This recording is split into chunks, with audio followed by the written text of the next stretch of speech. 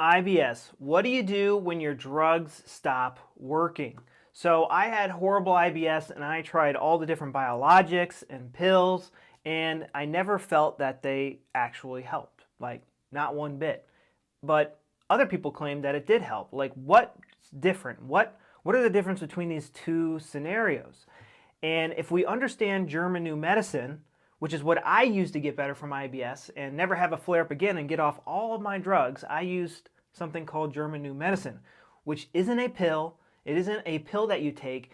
It is helps us understand what our body, what our gut, what our brain is actually doing. Now, the founder, Dr. Hammer, he could look at your brain CT scan and know exactly what was wrong with you, whether you had heartburn, colitis, Crohn's, or IBS, or you had lung cancer. You know, he could just look at your CT scan and know exactly what was going on. And so he discovered people with IBS, they suffered a conflict shock or a traumatic experience that put their colon into overdrive. Now, what does the colon do? Most people with IBS, they're going to either have diarrhea or they're going to have constipation. These are two different conflicts. They have two different biological survival purposes, diarrhea and constipation.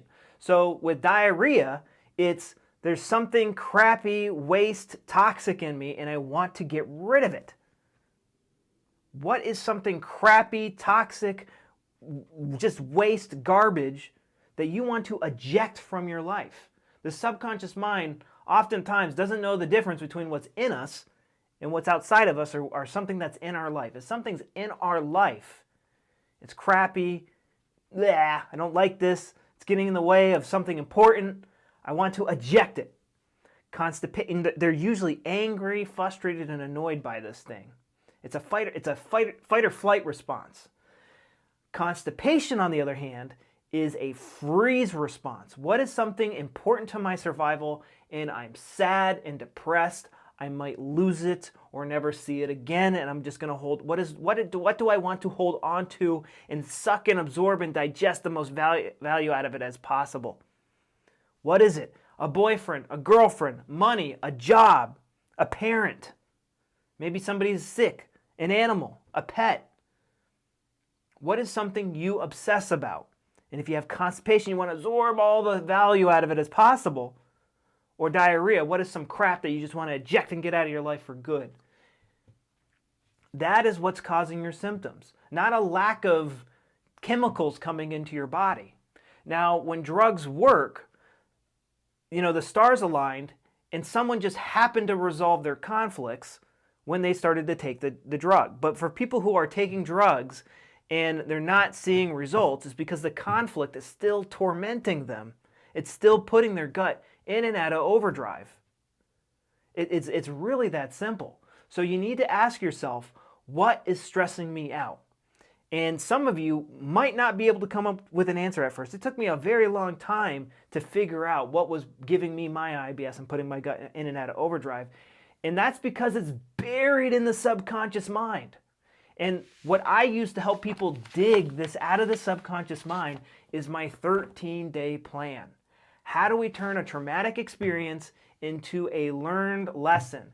How do you list all of the things that make you angry, you list all the things that make you sad and depressed, and see which one of those gives you symptoms. How is this related to a past traumatic experience? What is that past traumatic experience?